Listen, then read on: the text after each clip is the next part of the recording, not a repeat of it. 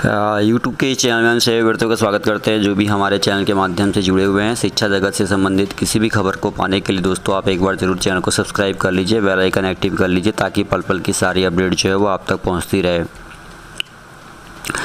आज की ये वीडियो काफ़ी महत्वपूर्ण होने वाली है क्योंकि कल शिक्षक अभ्यर्थियों का जगह जगह पर बड़ा और व्यापक आंदोलन हुआ है, चाहे वो STT मेरिट वाले हों, चाहे नॉट मेरिट वाले हों, चाहे सीटेट दिसंबर वाले हों या फिर 94,000 शिक्षक बहाली प्रक्रिया को आगे बढ़ाने और थर्ड राउंड की काउंसलिंग के लिए हो।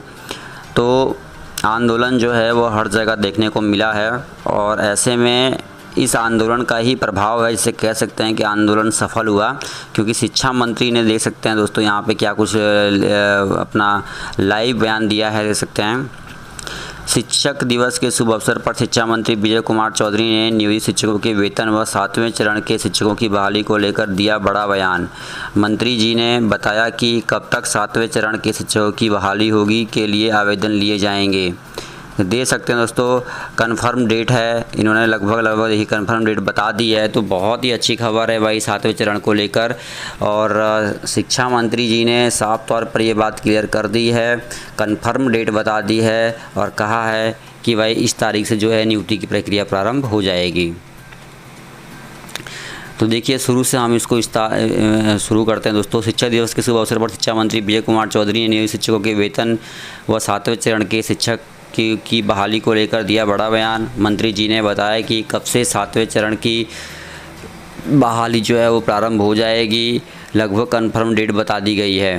तो देख सकते हैं यहाँ पे साफ तौर पे लिखा हुआ है, मैं आपको दिखा देता हूँ कि शिक्षा मंत्री विजय कुमार चौधरी ने 7वें चरण की बिल्कुल ऑनलाइन आवेदन होगा। देख सकते हैं लिखा है कि आवेदन की प्रक्रिया ऑनलाइन ली जाएगी। 7वें चरण के शिक्षकों की बहाली सरकार पूरी तरह डिजिटल रूप से करने की योजना बना रही है और डिजिटल ऑनलाइन बहाली की प्रक्रिया को करने की बात कही जा रही है।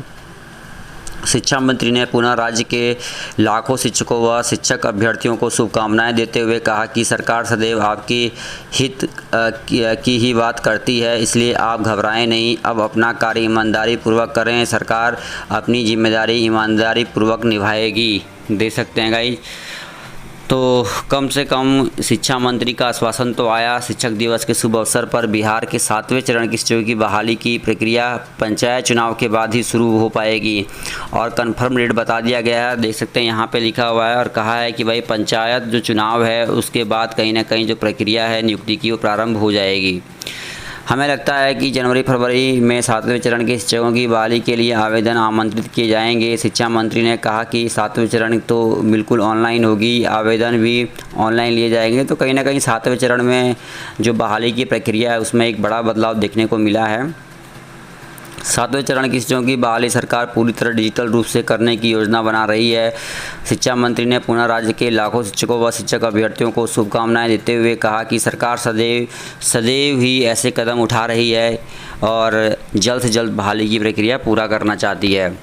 नियोजित शिक्षकों के वेतन के संबंध में मंत्री जी ने कहा कि 31 अगस्त को राज्य के सभी नियोजित शिक्षकों के 2 माह जून व जुलाई के वेतन के लिए आवंटन जिलों को 31 अगस्त को ही भेज दिया गया है। बाकी अगस्त व सितंबर माह का वेतन भी सितंबर के अंतिम सप्ताह में भेज दिया जाएगा।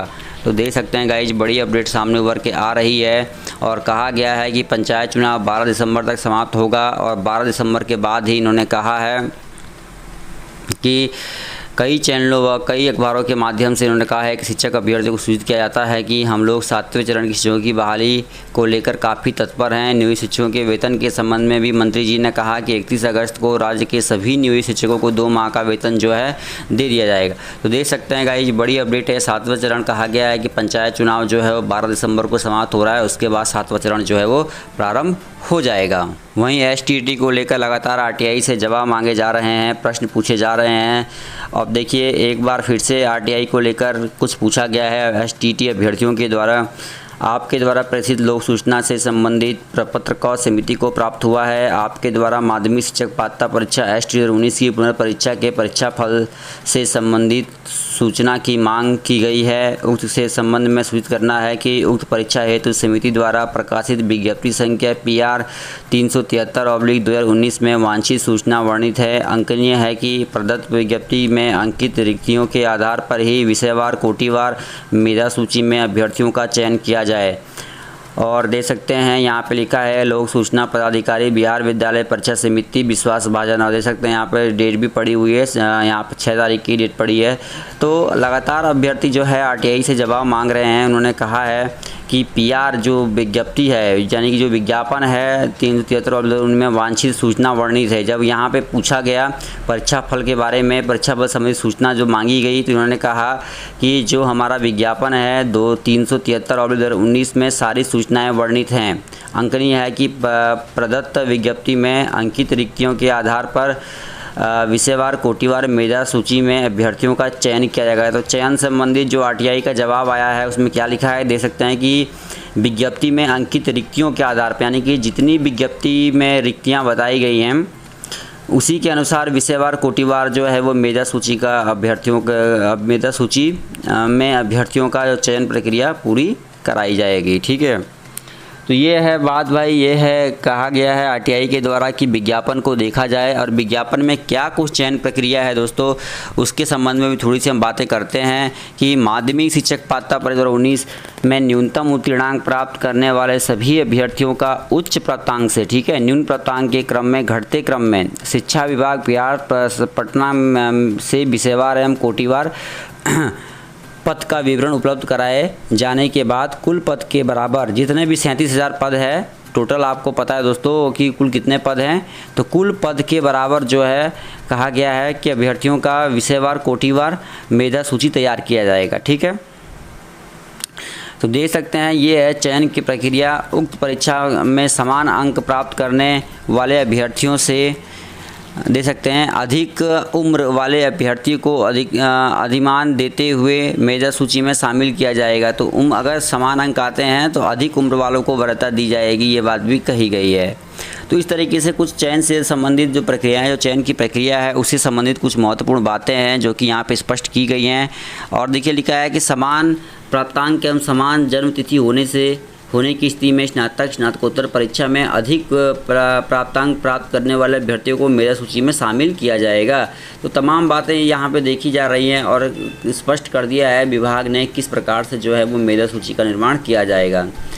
आगे देखिए लिखा है समान अंक एवं समान जन्म तिथि एवं स्नातक स्नातकोत्तर में भी समान प्राप्तांक होने की स्थिति में नाम के अंग्रेजी वर्णमाला के अनुसार अभ्यर्थियों की मेधा सूची जो है वो तैयार की जाएगी। तो ये है बड़ी अपडेट दोस्तों। पल पल की खबर के लिए जुड़े रहिए। इस वीडियो में इतना ही, फिर से हाजिर होंगे कुछ लेटेस्ट अपडेट के साथ और लेटेस्ट अपडेट आप तक पहुंचाने की कोशिश करेंगे। फिलहाल आप चयन प्रक्रिया देख लीजिए, आरटीआई का जवाब देख लीजिए। आरटीआई ने साफ तौर पर कह दिया है कि चयन प्रक्रिया के लिए वो विज्ञप्ति देखें, जो विज्ञप्ति हमारी आई थी उस विज्ञप्ति को देखा जाए। तो विज्ञप्ति में ये बात क्लियर कर दी गई है कि कुल रिक्तियों के बराबर जितनी भी रिक्तियां होंगी, यानी कि जितनी विज्ञप्ति में रिक्तियां दी गई होगी उतने अभ्यर्थियों का चयन होगा। तो चलिए दोस्तों इस वीडियो में इतना ही। धन्यवाद, जय हिंद।